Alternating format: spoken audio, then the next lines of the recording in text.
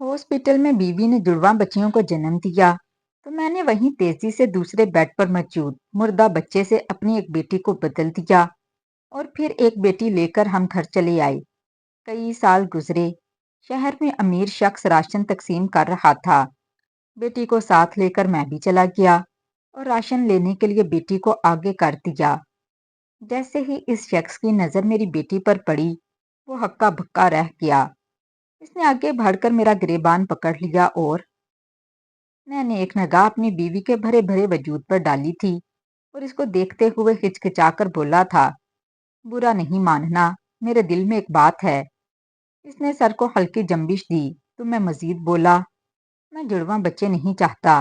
अभी फिलहाल मैं एक बच्चा चाहता हूँ जिसकी परवरिश मैं अच्छे तरीके से कर सकूं। जुड़वा बच्चों का मतलब है डबल खर्चा। मैं किस तरह यह खर्चा बर्दाश्त करूंगा? मेरी बात सुनकर मेरी बीवी ने हैरानगी से मुझे देखा और यकदम गुस्से से बोली, किस तरह की बातें कर रही हैं आप? अपनी औलाद के लिए कोई ऐसा बोलता है? शर्म करें।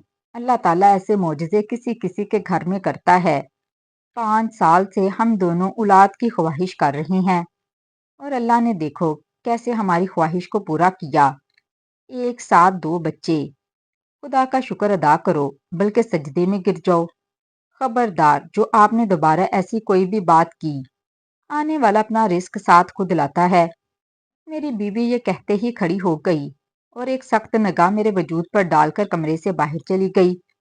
लेकिन मैं बहुत दूर तक सोच रहा था। मैं एक प्रैक्टिकल मर्द था, फैंटेसी की दुनिया से बहुत दूर।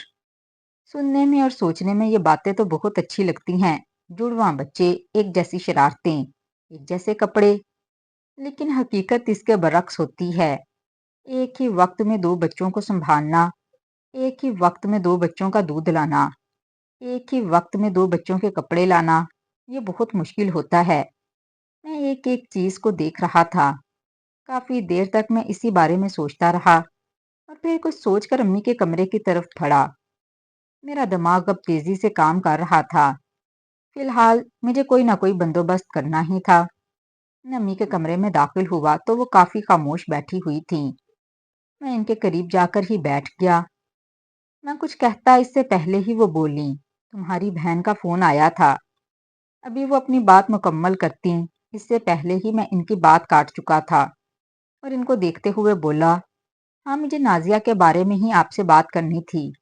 देखें, इसकी शादी को भी 6 साल होने वाले हैं और मेरी बहन के घर भी कोई औलाद नहीं हुई। इस बात का मुझे बेहद अफसोस है। अल्लाह ताला ने अब मुझे 2 जुड़वा बच्चे अता किए हैं, तो मैं सोच रहा था कि एक बच्चा नाजिया को दे देता हूँ, वो इसको पाल लेगी। और अच्छा है, 2 बच्चों की एक साथ परवरिश भी बहुत मुश्किल होगी। अभी मैं मजीद कुछ कहता इससे पहले ही मेरी अम्मा मुझे देखते हुए डपट कर बोली थी, पागल हो गए हो तुम? औलाद भी भला कोई चीज देने की है? जाकर अपनी बीवी से पूछो कितनी मुशक्कत उठा रही है वो बच्चे पैदा कर रही है और तुम इतनी आसानी से बांटने जा रहे हो। बेशक वो तुम्हारी बहन है, मगर मैं किसी को इजाजत नहीं दूंगी कि किसी की औलाद किसी की झोली में डाली जाए। खामोश रहा करो तुम।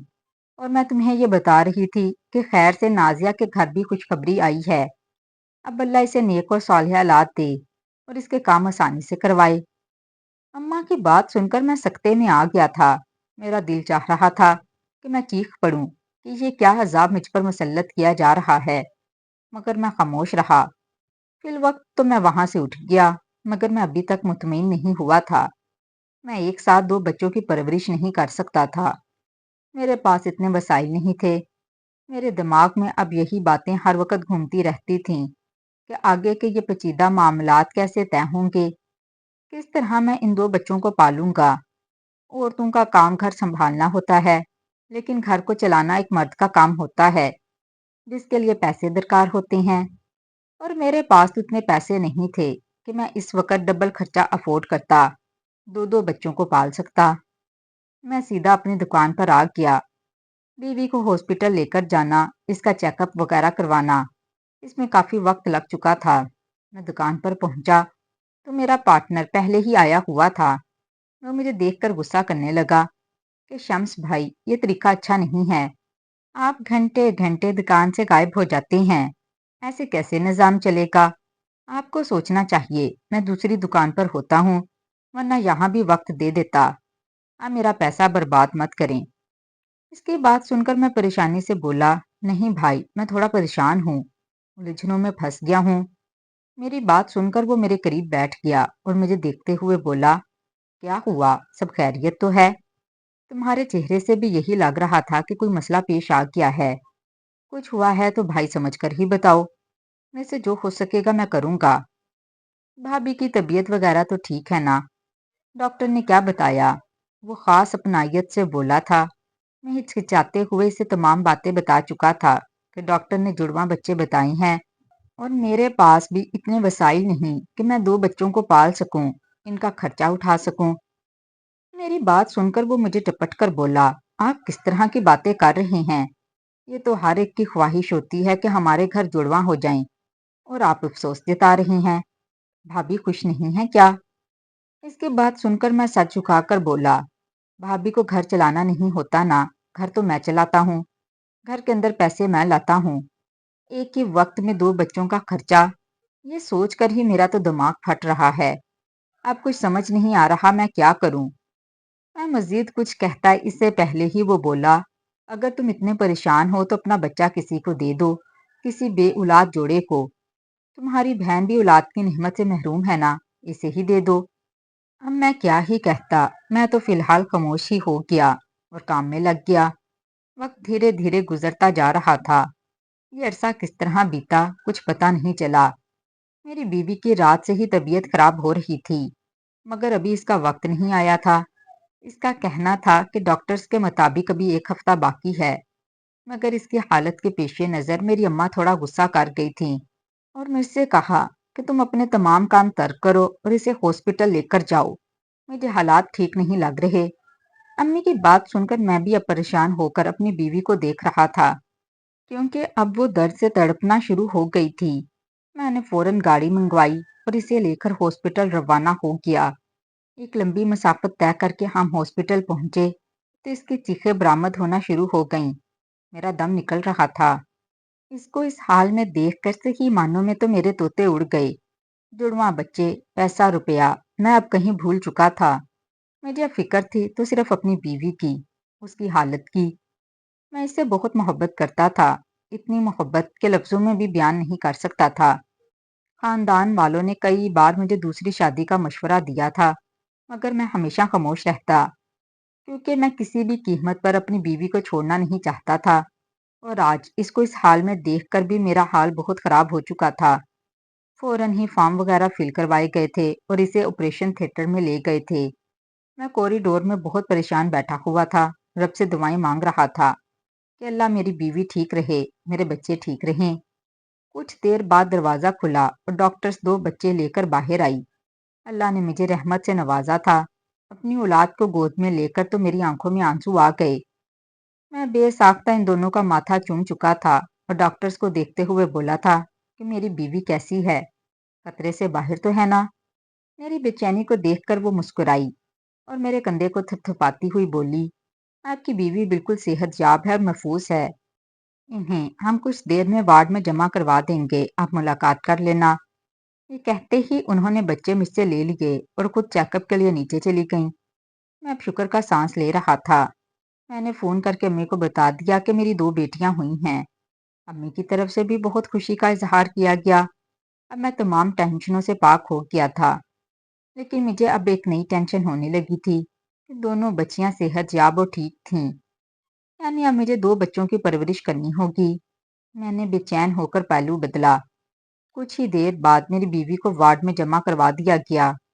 मैं इससे मिलने के लिए वार्ड में पहुंचा तो दोनों बच्चियां बेबी कॉट में रखी हुई थीं। मैं फौरन अपनी बीवी की तरफ बढ़ा, इसका माथा चूमकर इसका शुक्रिया अदा किया, जबकि वो आसूदगी से मुस्कुरा रही थी। मैं इसके पाँव की जगह पर ही बैठकर इससे धीरे धीरे बातें करने लगा कि कब वो गहरी नींद में चली गई। मुझे कुछ पता भी नहीं चला था। अचानक वार्ड में मुझे बेचैनी होने लगी तो मैं वार्ड से बाहर आ गया। जब मुझे बराबर वाले वार्ड से एक औरत की आवाज़ आने लगी थी, सरकार साईं, बच्ची रो नहीं रही, आप डॉक्टर को बुलाएं। مجھے کچھ گڑبڑ لگ رہی ہے، مگر دوسری طرف سے مرد کی آواز نہیں آ رہی تھی۔ میں کچھ سوچ کر اس وارڈ میں داخل ہو گیا۔ وہ عورت اب بے ہوش ہو چکی تھی، یقیناً اسے تکلیف ہو رہی تھی۔ میں قدم با قدم چلتا ہوا بیبی کاٹ کے پاس آیا۔ بچی زندہ نہیں تھی، اس کو سانس نہیں آ رہی تھی۔ میرا دماغ تیزی سے کام کرنے لگا۔ کیا مجھے یہ کرنا چاہیے تھا؟ یہ نہیں، میرے ضمیر نے فوراً نفی کی تھی، مگر میں اپنے ضمیر پر غالب آ چکا تھا۔ اس موقع کو میں اب کسی قیمت پر ضائع نہیں ہونے دوں گا۔ میں نے وہ بچی اٹھا لی اور اپنے وارڈ میں آ گیا۔ جلدی سے اپنی ایک بیٹی اٹھائی اور اس وارڈ میں داخل ہوا۔ ابھی تک اس طرف نہ کوئی نرس آئی تھی اور نہ ہی اس عورت کا شوہر۔ میں نے جلدی سے بچی کو اس بیبی کارٹ پر لٹا دیا اور وہاں سے باہر آ گیا۔ میرا دل زور زور سے دھڑک رہا تھا، ہاتھ پاؤں سن ہو رہے تھے۔ گھبراہٹ کے مارے میرا دم خشک ہونے کے قریب آ گیا تھا۔ ایسے لگتا تھا جیسے ابھی دل حلق سے اچھل کر باہر آ جائے گا۔ ایسا حال میں نے اپنی زندگی میں کبھی خود کا محسوس نہیں کیا تھا۔ میں واپس کمرے میں آ گیا۔ کچھ دیر بعد میں نے اپنا سانس بحال کیا اور پھر فوراً اٹھ کر ڈاکٹر کے پاس چلا گیا تاکہ اپنی بیوی کے سامنے اس بات کو ظاہر کر سکوں کہ مجھے اپنی اولاد سے کتنی محبت ہے اور میں اپنی اولاد کے لیے کتنا تڑپ رہا ہوں۔ ڈاکٹر کو جاتے ہی میں نے ٹھیک ٹھاک سنا دیا کہ آپ لوگ اوپر راؤنڈ کیوں نہیں لگا رہے؟ میری دوسری بچی حرکت نہیں کر رہی، آپ اوپر آئیں۔ ڈاکٹر نے مجھے حیران ہو کر دیکھا اور پریشان ہو کر بولی تھی، خدا کا شکر تھا کہ آپ کی دونوں بیٹیاں صحیح سلامت تھیں۔ میں نے ذاتی طور پر ان دونوں کا چیک اپ کیا تھا۔ آپ کیا بات کر رہی ہیں؟ میری بے چینی کو دیکھ کر وہ فوراً میرے ساتھ اوپر آ گئی اور وارڈ میں ہم دونوں داخل ہوئے تو میری بیوی بھی کافی بے چینی سے دوسری بیٹی کی طرف بڑھنے کی کوشش کر رہی تھی۔ اندر آتے ہی وہ چیخ کر بولی، مجھے حالات ٹھیک نہیں لگ رہے شمس، اب دوسری کو دیکھیں، وہ بالکل بھی حرکت نہیں کر رہی اور نہ رو رہی ہے، اس کو سانس بھی نہیں آ رہی، اس کا پیٹ بھی اوپر نیچے نہیں ہو رہا۔ اپنی بیوی کی تڑپ کو دیکھ کر میں نے ڈاکٹر کی طرف دیکھا، وہ میری بچی کا چیک اپ کر رہی تھی۔ چہرے پر دھیرے دھیرے مایوسی آنے لگی تھی۔ اس نے بچی کو الٹ دیا تھا، اس کی پیٹھ پر ہاتھ مارنے لگی تھی، جبکہ میری بیوی کا سانس تھونکنے کی مانت چل رہا تھا۔ میں ابھی لمحہ با لمحہ پہلو پہ پہلو بدل رہا تھا۔ دل کی دھڑکنیں معمول سے ذرا تیز تھیں۔ چند لمحے بعد ہی اس ڈاکٹر نے مجھے دیکھا اور قدرے مایوسی سے بولی، مجھے یقین نہیں آ رہا یہ کیسے ہوا، کیونکہ جب آپ کی بچیاں پیدا ہوئی تھیں اور میں نے ذاتی طور پر ان کا چیک اپ کیا تھا، یہ تندرست تھی، سانس لے رہی تھی، مگر اب میں بہت معذرت خواہ ہوں، آپ کی بچی اس دنیا میں نہیں رہی۔ ڈاکٹر کی بات سن کر میں نے کمال اداکاری کی تھی، میں لڑکھڑایا تھا، ڈاکٹر کو دیکھتے ہوئے چیخ کر بولا تھا، نہیں ایسا نہیں ہو سکتا، آپ کو غلط فہمی ہوئی ہے، آپ اچھی طرح سے چیک اپ کریں۔ مگر ڈاکٹر نے کندھے جھکا دیے۔ وہ مجھے دیکھتے ہوئے بولی، میں معذرت خواہ ہوں سر، آپ کسی بھی ڈاکٹر سے ان کا چیک اپ کروا سکتے ہیں، یہ اس دنیا میں نہیں رہیں۔ جبکہ میری بیوی اچانک ہی ایک بلند چیخ کے ساتھ بے ہوش ہو گئی۔ وقت دھیرے دھیرے گزرتا جا رہا تھا۔ وہ بچی میری نہیں تھی، مگر اسے دفناتے وقت میرا دل عجیب ہو رہا تھا۔ ایسا لگ رہا تھا جیسے میں اپنی سکی اولاد کو خود اپنے ہاتھوں سے دفنا رہا ہوں۔ دل کٹ رہا تھا، آنکھوں سے آنسو بہہ نکلے تھے۔ مجھے معلوم تھا ساری زندگی میری بیوی دوسری بیٹی کی آس میں گزار دے گی، مگر یہ کرنا ضروری تھا۔ میں اس کے جذبات کے ساتھ کھیلنا نہیں چاہتا تھا، مگر میں ایک پریکٹیکل مرد تھا اور انسان کی زندگی سننے میں کچھ اور، دیکھنے میں کچھ اور ہوتی ہے۔ میں یہ جانتا تھا۔ بچی کو دفنا کر میں گھر پہنچا تو میری بیوی بہت رو رہی تھی۔ اس کا رونا مجھ سے بالکل بھی دیکھا نہیں جا رہا تھا۔ میں نے اسے بہت مشکل سے سنبھالا، ڈپٹ کر اس کا دھیان اپنی دوسری بیٹی کی طرف لگایا، مگر اس کا حال بہت برا ہوتا جا رہا تھا۔ اچانک اس نے مجھے زور سے دھکا دیا اور مجھے دیکھتے ہوئے بولی، یہ سب آپ کا کیا دھرا ہے؟ میرا دل دھک سے رہ گیا۔ میں کچھ کہتا اس سے پہلے ہی وہ بولی، آپ چاہتے ہی نہیں تھے کہ میری بیٹی پیدا ہو، آپ کے دل میں ہی نہیں تھا، تو پھر اب آپ کیوں دکھ جتا رہے ہیں؟ وہ کافی خفا ہو گئی۔ میں نے اس کی بات مکمل سن کر سکون کا سانس خارج کیا۔ وہ کسی سے بات نہیں کر رہی تھی، بس خاموشی سے اپنے کمرے میں پڑی ہوئی تھی۔ وقت دھیرے دھیرے گزرتا جا رہا تھا۔ 2 ماہ بعد اس کی حالت اب بہتر ہونا شروع ہوئی۔ وہ اب دوبارہ زندگی کی طرف لوٹ کر آنے لگی۔ میں نے شکر ادا کیا کہ تھوڑا بہت ہی صحیح، مگر وہ اب ٹھیک ہو گئی۔ وقت گزرا تھا اور میرے پارٹنر نے مجھے جواب دے دیا۔ میں دکان پر وقت نہیں دے پا رہا تھا اور ہمارا کافی نقصان ہوتا جا رہا تھا۔ میں نے اپنے پارٹنر کو سمجھانے کی بہت کوشش کی کہ بھائی میں ابھی تھوڑا پریشان ہوں، مجھے تھوڑا وقت دے دو، میں جیسے ہی سیٹل ہو جاؤں گا کام کی طرف واپس لوٹ آؤں گا، مگر اس نے منع کر دیا۔ وہ میرے حصے کی رقم مجھے دے چکا تھا اور میرے ساتھ پارٹنرشپ ختم کر لی تھی۔ میں اب مزید الجھن میں آ گیا۔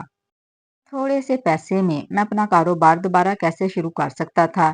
میں کسی سے ادھار بھی نہیں لے سکتا تھا کیونکہ مجھے معلوم تھا میں ادھار پورا نہیں کر پاؤں گا۔ بیوی، ماں، میں اور اب بچی بھی، ہم 4 افراد تھے۔ میں کیسے سب کا خرچہ برداشت کرتا؟ اسی لیے میں نے نوکری ڈھونڈنا شروع کر دی۔ میری بیوی نے کافی اعتراض کیا تھا۔ میں اپنے میکے سے ادھار پکڑ لیتی ہوں، آپ دوبارہ کاروبار شروع کریں، اس طرح نوکری میں برکت نہیں ہوتی، جو سکون آرام اپنے پیسے میں ہے وہ نوکری میں نہیں۔ مگر میں نے اس کی بات نہیں سنی اور اسے صاف منع کر دیا کہ پیسے لینا مسئلے کا حل نہیں، پیسے واپس بھی دینے ہوں گے، اسی لیے بہتر ہے میں ملازمت کر لوں، کاروبار میں بہت مشقت ہوتی ہے۔ وقت دھیرے دھیرے گزرتا جا رہا تھا مگر حالات دن بہ دن مشکل ہوتے جا رہے تھے۔ مجھے سمجھ ہی نہیں آ رہا تھا کہ میرے ساتھ ایسا کیوں ہو رہا ہے۔ حالانکہ بیٹی پیدا ہونے کے بعد تو ہر انسان کا وقت بدلتا ہے، مگر میرا وقت بہت پیچیدہ ہو گیا تھا۔ ایسا کیوں ہو رہا تھا مجھے معلوم نہیں تھا، مگر دھیرے دھیرے زندگی سے سکون بھی جاتا جا رہا تھا۔ بہت مشکل سے مجھے ایک معمولی ملازمت ملی تھی جس سے نہ میرے گھر کا گزارا ہو رہا تھا اور نہ ہی میرا اپنا۔ بیٹی بھی اب دھیرے دھیرے بڑی ہونے لگی تھی، مجھے اب اس کی بھی فکر ستانے لگی تھی۔ اس کا اسکول، ٹیوشن، آگے کی زندگی، سب مسائل کیسے حل ہوں گے؟ یہ باتیں میری سمجھ سے بالا تر تھیں۔ آج معمول کا ہی دن تھا، میں برآمدے میں بیٹھا ہوا تھا جب جھنجھلاتی ہوئی میری بیوی میرے پاس آئی اور مجھے دیکھتے ہوئے بولی، آپ کیا کر رہے ہیں؟ میں نے آپ سے 2 دن پہلے کہا تھا کہ گھر میں آٹا ختم ہو گیا ہے، مگر آپ کو پرواہ ہی نہیں، آپ کا دماغ کہاں رہتا ہے؟ اس کی بات سن کر میں چیخ کر بولا، کیا کروں میں؟ اب ہر وقت آٹا، راشن، پیسہ، کپڑے، یہی تو سب کرتا رہتا ہوں۔ میں بھی انسان ہوں زرینہ، میری طرف بھی دیکھ لو، کب تک میں آپ سب کا بوجھ اٹھاؤں گا؟ میری بات سن کر امی بھی باہر آ گئیں اور مجھے دیکھتے ہوئے بولیں، تم بوجھ نہیں اٹھا رہے، یہ تمہاری ذمہ داری ہے شمس۔ اور کس طریقے سے بات کر رہے ہو اپنی بیوی سے؟ یہ تربیت کی ہے میں نے تمہاری؟ امی کی بات سن کر میں بھی بھڑک اٹھا، اور کیا کروں، آپ لوگ خود مجبور کر رہے ہیں مجھے اس طرح بات کرنے پر۔ میں اب مزید یہ سب برداشت نہیں کر سکتا تھا۔ میں نے کتنی بار آپ لوگوں کو سمجھایا تھا، ہر چیز میں ہاتھ کھینچ کر استعمال کریں، میرے پاس فالتو کا پیسہ نہیں ہوتا جو ہر آئے دن راشن ڈالتا رہوں، حد کرتے ہیں آپ لوگ بھی۔ اچھی طرح معلوم ہے اب میرا اپنا کاروبار نہیں، میں ایک معمولی سی ملازمت کر رہا ہوں، لیکن شاید آپ لوگوں کو یہ بات سمجھ ہی نہیں آتی۔ یہ کہتے ہی میں گھر سے باہر نکل گیا۔ دل دماغ بالکل کام نہیں کر رہا تھا، ایسا لگتا تھا جیسے ابھی دماغ کی نس پھٹ جائے گی۔ چلتے چلتے میں فٹ پاتھ پر بیٹھ گیا۔ اچانک ہی میری آنکھوں میں آنسو آنا شروع ہو گئے۔ انسان جب بے بس ہوتا ہے تو پھر روتا ہی ہے، اس کی بے بسی آنسوؤں کے ذریعے ہی باہر نکلتی ہے۔ میں اچانک اپنے رب کو مخاطب کرتے ہوئے بولا، اے رب العالمین، یہ کیسی آزمائش تو نے میرے اوپر ڈال دی ہے؟ مجھ سے ایسی کون سی خطا سرزش ہو گئی تھی جو تو نے میرے حالات ایسے کر دیے؟ اللہ میاں میری مشکل آسان فرما، میں اتنی تکلیف دہ زندگی نہیں گزار سکتا، آپ اچھی طرح جانتے ہیں۔ میں کافی دیر تک اللہ تعالیٰ سے باتیں کرتا رہا اور پھر تھک ہار کر گھر کی طرف روانہ ہو گیا۔ ابھی میں اپنی گلی کی نکڑ پر پہنچا ہی تھا کہ جب اچانک مجھے دوسری گلی میں ایک بھیڑ نظر آئی۔ میں تھوڑا حیران ہوا مگر پھر کچھ سوچ کر اس طرف کو چل پڑا۔ وہاں جا کر میں نے ایک آدمی کو پکارا، بھائی یہاں کیا ہو رہا ہے؟ کس بات کی بھیڑ لگی ہوئی ہے؟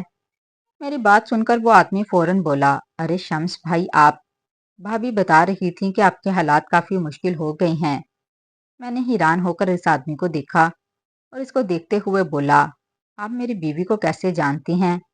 وہ فوراً بولا تھا، ارے میں آپ کا پڑوسی ہوں، کل آپ کی بیوی ہمارے گھر آئی تھیں آپ کی بیٹی کو ٹیوشن لگانے۔ پرانی والی کافی فیس لے رہی ہے، میری بیٹی بھی ٹیوشن پڑھاتی ہے نا۔ اس کی بات سن کر میں نے سر کو ہاں میں ہلایا۔ وہ مزید بولا، ارے آپ ایک کام کریں، اپنا شناختی کارڈ کی کاپی اس آدمی کو دے دیں، یہ کل راشن تقسیم کرے گا، یہ بڑے صاحب کا شاید منشی ہے۔ میں فوراً بولا، کون بڑے صاحب؟ تب ایک اور آدمی مجھے دیکھتے ہوئے بولا، ارے بہت رئیس آدمی ہیں، کل ان کی بیٹی کی سالگرہ ہے اور وہ اس کی سالگرہ والے دن لازمی غریبوں میں راشن تقسیم کرتے ہیں۔ اب ہم سب غریب ہی ہیں، سفید پوش، اب ہمارا حق بنتا ہے۔ اس آدمی کی بات سن کر میری آنکھوں میں فوراً چمک اٹھی، حالانکہ آج تک میں نے کبھی ایسا تصور بھی نہیں کیا تھا کہ میں کسی سے راشن لوں، میں ادھار پیسے بھی لوں، مگر اس وقت حالات اتنے پیچیدہ چل رہے تھے۔ میں نے فوراً اپنی شناختی کارڈ کی کاپی نکالی اور اس پر سائن مار کر سامنے موجود شخص کو تھما دی، جو سب سے ان کی شناختی کارڈ کی کاپی جمع کر رہا تھا۔ میں اللہ کا شکر ادا کر رہا تھا کہ کچھ نہ ہونے سے کچھ ہونا بہتر ہے۔ یقیناً میرے رب نے میری دعائیں قبول کر لی تھیں، میری پریشانی حل ہو گئی۔ مجھے سب سے زیادہ راشن ہی کی تو فکر تھی، کیونکہ ابھی سیلری آنے میں بہت وقت تھا اور میرے پاس پیچھے پیسہ بالکل بھی نہیں تھا کہ میں راشن لے کر اپنے گھر میں ڈال دیتا۔ میں خوشی خوشی گھر کی طرف بڑھا تھا۔ واقعی انسان کی اگر مشکل حل ہو جائے تو اس کے چہرے پر رونق بھی خود ہی بخود آ جاتی ہے۔ میں گھر میں داخل ہوا تو میری اماں کافی پریشان سی تخت پر بیٹھی ہوئی تھیں۔ میں ان کے برابر میں جا کر بیٹھ گیا جب وہ اچانک رو پڑیں اور مجھے دیکھتے ہوئے بولیں، تمہیں کیا ہوتا جا رہا ہے شمس؟ تم ایسے تو ہرگز نہیں تھے۔ اگر تم سے یہ ذمہ داری برداشت نہیں ہو رہی تو ایک کام کرو، میرا زیور بیچ دو اور کوئی چھوٹا موٹا کاروبار کر لو، میں اس طرح تمہیں پریشان ہوتا ہوا نہیں دیکھ سکتی۔ امی کی بات سن کر میں فوراً بولا، نہیں امی، آپ نے میری بیٹی کو دینا ہے وہ زیور، آپ پریشان نہ ہو، مجھے اپنی غلطی کا اندازہ ہے، مجھے اس طرح سے بات نہیں کرنی چاہیے تھی، اور آپ سب بوجھ نہیں، میری ذمہ داری ہو۔ راشن کا انتظام میں نے کر دیا ہے، کل ڈال دوں گا، بس آج گزارا کر لیں۔ میری امی بات سن کر مزید بولیں، مگر تم سوچ لینا، اگر زیور کی ضرورت ہو تو مجھے بول دینا، اور ہاں کل تمہاری بیٹی کی سالگرہ ہے، اس کو ایک چھوٹا سا کیک خرید دینا، خوش ہو جائے گی۔ جبکہ میں نے سر کو فی الحال جھٹک دیا تھا۔ میں نے کمرے میں آ کر اپنی بیوی سے بھی معافی مانگ لی تھی، وہ مجھے بالکل معاف نہیں کرنا چاہتی تھی، بلکہ وہ تو میری طرف دیکھنا بھی نہیں چاہتی تھی، لیکن کب تک مجھ سے خفا رہتی، میں نے اسے منا ہی لیا تھا۔ اب مجھے صرف اور صرف کل کا انتظار تھا۔ پورا دن معمول کے مطابق طے ہو گیا۔ اگلی صبح میں ہی تیار ہو کر باہر نکلنے لگا، تب اچانک میری بیٹی میرے سامنے آ گئی اور مجھے دیکھتے ہوئے بولی، کہاں جا رہے ہیں آپ اکیلے اکیلے؟ آج میری سالگرہ ہے، آپ بھول گئے نا؟ جبکہ میں اسے اپنی گود میں اٹھاتے ہوئے بولا تھا، میں کبھی اپنی لاڈلی کی سالگرہ بھولا ہوں جو آج بھولوں گا؟ یہ کہتے ہی میں نے اس کا ماتھا چوما اور اسے ڈھیر اور ڈھیر دعائیں دیں اور اسے اپنے ساتھ ہی باہر لے گیا۔ حالانکہ ایسے کرنے کا میرا ارادہ بالکل بھی نہیں تھا، مگر اب وہ میرے راستے میں حائل ہو چکی تھی اور میں اپنی بیٹی سے بہت پیار کرتا تھا۔ میں اس مقام پر پہنچ گیا تھا جہاں آج راشن تقسیم ہونا تھا۔ میرے پہنچنے سے پہلے ہی وہاں کافی بھیڑ لگی ہوئی تھی، حالانکہ میں نے صبح کا انتخاب بھی اس لیے کیا تھا کہ کم بھیڑ ہوگی، مگر اتنے لوگوں کو دیکھ کر مجھے سخت کوفت ہونے لگی۔ آج کی تاریخ میں راشن مل جانا بہت مشکل ترین عمل تھا، مگر اچانک میرا دماغ تیزی سے کام کرنے لگا۔ میں نے فوراً اپنی بیٹی کو آگے کر دیا، بچی کو دیکھ کر راستہ ملتا چلا گیا، اور جیسے ہی میری بیٹی نے اس رئیس آدمی کے آگے ہاتھ پھیلایا، اس نے ایک پل کو میری بیٹی کو دیکھا اور اسی پل اس کی رنگت تبدیل ہونا شروع ہو گئی۔ لمحہ لگا تھا اور اس نے بھری بھیڑ میں میرا گریبان پکڑ لیا۔ میں نے گھبرا کر اپنے قدم پیچھے کر لیے۔ وہ مجھے دیکھتے ہوئے بولا، 7 سال سے میں تمہیں تلاش کر رہا ہوں اور آج میری تلاش پوری ہوئی، لے چلو اسے اندر اور اس بچی کو بھی۔ اس نے اپنے آدمیوں کو حکم دیا۔ وہ آدمی ایک وڈیرا لگ رہا تھا۔ میں گڑبڑا کر بولا، صاحب مجھ سے کیا غلطی ہو گئی؟ جبکہ وہ اپنے آدمیوں کے ساتھ ہی اندر گودام میں آ گیا۔ میں کچھ کہتا اس سے پہلے ہی وہ میرے گلے لگ گیا۔ میں بالکل ساکت جامد اپنی جگہ پر کھڑا تھا۔ وہ روتے ہوئے بولا تھا، خدا کی قسم، تم نے اس دن جو میرے لیے کیا تھا وہ میں کبھی نہیں بھول سکتا۔ تم نے میری مرتی ہوئی بیوی کو بچایا تھا۔ تمہیں پتا ہے میری بیٹی مر گئی تھی، مجھے معلوم ہے۔ تم نے اپنی بیٹی کو میری بیٹی سے تبدیل کر دیا۔ میں یہ نہیں جانتا تھا کہ تم نے ایسا کیوں کیا، مگر میں آج لفظوں میں بیان نہیں کر سکتا کہ میں تمہیں کتنی دعائیں دیتا ہوں۔ میں نے CCTV فوٹیج میں تمہارا چہرہ بھی دیکھ لیا تھا، مگر تمہاری تلاش مکمل نہیں ہو پا رہی تھی۔ تم مجھے بالکل بھی مل نہیں پا رہے تھے۔ میں نے تمہارا شکریہ ادا کرنا تھا، جبکہ میں بالکل سن کھڑا ہوا تھا۔ میری بیٹی ٹکڑ ٹکڑ کر کبھی مجھے اور کبھی اس وڈیرے کو دیکھ رہی تھی۔ اچانک اس نے اپنی جیب سے نوٹوں کی گڈیاں نکال کر میری ہتھیلی پر رکھ دیں اور میری بیٹی کے سر پر ہاتھ رکھتے ہوئے بولا، یہ صرف اور صرف میں تمہاری بیٹی کے لیے دے رہا ہوں، اور اس کے پورے مستقبل کا خرچہ میں اٹھاؤں گا، اور یہ وعدہ ہے میرا تم سے۔ اور ہاں، اگر تمہیں مزید پیسوں کی ضرورت ہو تو مجھے بتانا۔ میں نے تمہاری انکوائری کروائی تھی۔ تمہیں اچھی جاب چاہیے یا پھر کاروبار، تم مجھے بتا سکتے ہو۔ میں اس آدمی کو منع کرنے لگا اور اس سے بس ایک درخواست کی کہ میری بیٹی کا خیال رکھنا، مگر اس نے مجھے ایک چھوٹا کاروبار شروع کروا دیا۔ میری دوسری بیٹی کا بہت خیال رکھتا تھا۔ ہاں، اس نے مجھے کبھی منظر پر آنے نہیں دیا، کیونکہ وہ اپنی بیوی کو بھی بہت چاہتا تھا، اور اس کی بیوی کو یہی معلوم تھا کہ وہ اس کی سکی اولاد ہے، مگر ایسا نہیں تھا۔ بعض اوقات میں تنہائی میں بیٹھ کر اس بارے میں سوچتا ہوں تو میرے رونگٹے کھڑے ہو جاتے ہیں۔ بے شک میری وجہ سے ایک گھر بن گیا، ایک زندگی بچ گئی، مگر میں نے بہت غلط کیا تھا۔ میں نے اپنی اولاد کی ناقدری کی تھی، اللہ کی نعمت کو ٹھکرایا تھا، اور اس رب نے مجھ سے دھیرے دھیرے میری تمام نعمتیں چھین لیں۔ مگر شاید میری دعائیں قبول ہو گئیں اور اس رب نے میری مشکلیں آسان فرما دیں۔ میں نے زندگی میں صرف ایک سبق سیکھا تھا، کبھی بھی دعا مانگنا نہیں چھوڑنا چاہیے، کیونکہ دعائیں تقدیر بدل دیتی ہیں، دعائیں معجزے کرتی ہیں، اور میرے ساتھ بھی ایک جیتا جاگتا معجزہ ہوا۔ تو ناظرین، کمنٹ باکس میں لازمی بتائیے گا کہ آج کی کہانی آپ کو کیسی لگی۔ اگر آپ کو میری یہ کہانی پسند آئی ہو تو میری اس ویڈیو کو لائک اور چینل کو سبسکرائب لازمی کر دیجیے گا۔ شکریہ۔